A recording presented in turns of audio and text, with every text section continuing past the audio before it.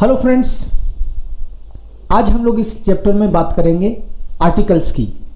किसी भी लैंग्वेज के लिए शायद आर्टिकल बहुत इंपॉर्टेंट होते हैं। इंग्लिश में आप जब आर्टिकल्स देखते हो तो आप ए एन बी इस तरीके से सीखते हो।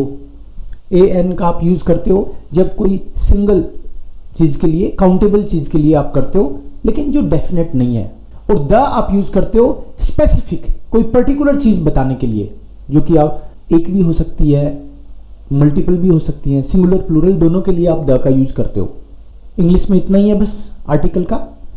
और हिंदी में जब हम लोग आर्टिकल्स की बात करते हैं तो साथ में जेंडर भी है। हम लोग जेंडर भी देखते हैं हिंदी में। जैसे हम लोग बोलते हैं लड़का लड़की, एक लड़का एक लड़की, तो लड़का जो है उससे पता चलता है कि वो मैस्कुलिन है। लड़की वर्ड सुनते ही पता लगता है कि वो फेमिनिन है। एक लड़का, तो इससे यह भी पता चला कि वो एक है और मैस्कुलिन है। और एक लड़की से यह भी पता चला कि वो सिंगल है लेकिन फेमिनिन है। हिंदी के हिसाब से न्यूट्रल नहीं होता हिंदी में। इंग्लिश में तो जेंडर का काम ही नहीं है, और हिंदी में मैस्कुलिन और फेमिनिन केवल दो ही होते हैं। लेकिन जर्मन जो है इसकी भी आगे का खेल खेलते हैं जर्मन वाले। जर्मन में जैसे मान लो कि ये तीन फोटो आपको दिख रही है, बुक, ऑरेंज और गर्ल।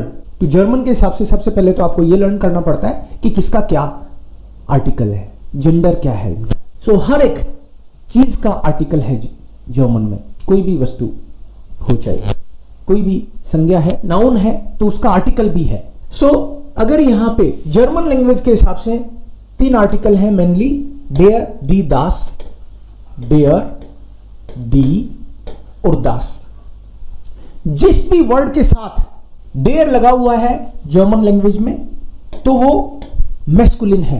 किसी भी वर्ड के साथ अगर दी लगा हुआ है तो वो फेमिनिन है, और किसी भी वर्ड के साथ अगर दास लिखा तो वो न्यूट्रल है। अब अगर आप देखोगे यहां पे कि लड़की को इन्होंने लिखा है दास मैडसन, गर्ल को जर्मन्स न्यूट्रल में काउंट करते हैं। तो अब इसमें दिमाग नहीं लगाना ज्यादा कि ये तो फेमिनिन होनी चाहिए, इस तरह का दिमाग नहीं लगाना हमको। उन्होंने इसको डिसाइड कर लिया, उनकी लैंग्वेज है। हम हिंदी में पत्थर को मैस्कुलिन मानते हैं, तो कोई हमसे पूछे कि भाई मैस्कुलिन क्यों, पत्थर तो निर्जीव है और है, इस तरह का दिमाग नहीं लगाना। लैंग्वेज का अपना एक राइट है। सो जर्मन्स ने गर्ल को न्यूट्रल माना है, दास, तो हमको इसको सीखना है दास मैडसन। दी ओरांग है, ऑरेंज को फेमिनिन माना है उन्होंने।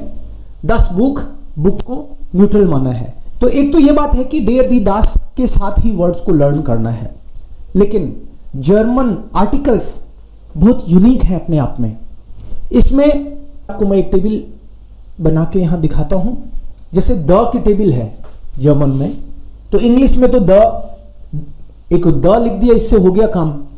लेकिन जर्मन का जब आर्टिकल आप द की टेबल देखोगे तो वो है डेयर, दी, दास, दी, देन, दी, दास, दी, डेम, डेयर, डेम, डेन प्लस एन। ये पूरा मिला के द है। तो इसका मतलब ये हुआ कि आपको अगर द सीखना है तो इस पूरी टेबल को सीखना है। लेकिन मैं आपको बताऊं कि इस लैंग्वेज की यही सबसे प्यारी बात है, ब्यूटी है ये इस लैंग्वेज की। इससे डरना नहीं है, आपको प्यार हो जाएगा अगर आपको ये चीजें समझ में आ गई तो। ये तो एक्चुअली खजाना है एक्चुअली। जैसे मान लो आपको ये पता चल गया कि ये मैस्कुलिन के लिए है, ये फेमिनिन के लिए है, ये न्यूट्रल के लिए है, ये प्लूरल के लिए है। तो ये केवल आपको इतनी ही बात नहीं बताते कि द का मतलब द स्पेसिफिक है, इतना ही नहीं, इससे आपको ये भी तो पता चलता है कि ये मैस्कुलिन है। इससे ये भी पता चलता है मैस्कुलिन है द। जैसे मान लो कि दास मैडसन, तो इससे पता चला द गर्ल की स्पेसिफिक की भी बात करूंगा मैं। इसमें जेंडर का भी पता चलता है, इसमें नंबर का भी पता चलता है, और इसमें केस का भी पता चलता है। केस का बोले तो कि ये सब्जेक्ट है कि ऑब्जेक्ट, ये भी पता चलता है। तो कई सारी इंफॉर्मेशन आर्टिकल्स अपने आप में समेटे हुए हैं। सो आपको अभी फॉर द टाइम बीइंग ये टेबल लर्न करनी है द के लिए। डेयर, दी, दास, दी, देन, दी, दास, दी, डेम, डेयर, डेम, डेन प्लस एन। ऐसे ही अ के लिए एक टेबल आपको लर्न करनी है, दैट इज आइन, आइने, आइन। प्लूरल इसमें होगा नहीं क्योंकि बात एक की हो रही है। आइनन, आइने, आइन, आइनम, आइनर, आइनम। ये नॉमिनेटिव, आकुजाटिव, दाटिव, अभी सेंटेंस मेकिंग पे बात करूंगा तो ये अच्छे से समझ में आएगा। लेकिन आप ये मानो कि ये अ के लिए सिंगल काउंटेबल चीजों के लिए हम लोग ये करते हैं। जैसे यहां पे मैंने लिखा 10 बुक, इसका मतलब है द बुक। अगर अ बुक लिखना हो तो मैं लिखूंगा आइन बुक, आइन बुक। यहां है दी ओरंग है, मतलब द ऑरेंज। अगर मुझे लिखना है एक ऑरेंज की बात करनी है तो आइने ओरंग है, कोई एक स्पेसिफिक नहीं।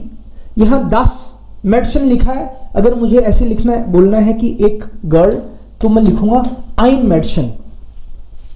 सो द के लिए ये वाली टेबल है और अ के लिए ये वाली टेबल है। ये कोई सिंगल काउंटेबल चीज के लिए, और मैस्कुलिन, फेमिनिन, न्यूट्रल इसके लिए। अब ये इसका केस कैसे डिसाइड होगा, इसकी बात करता हूं मैं अगले वीडियो में, राइट। ये टेबल जब तक आप अच्छे से एक बार लिखो अपनी कॉपी में और इसको लर्न करो, मजा आएगा आपको सिस्टमैटिक तरीके से जब आप आर्टिकल्स को देखोगे। Thank you friends.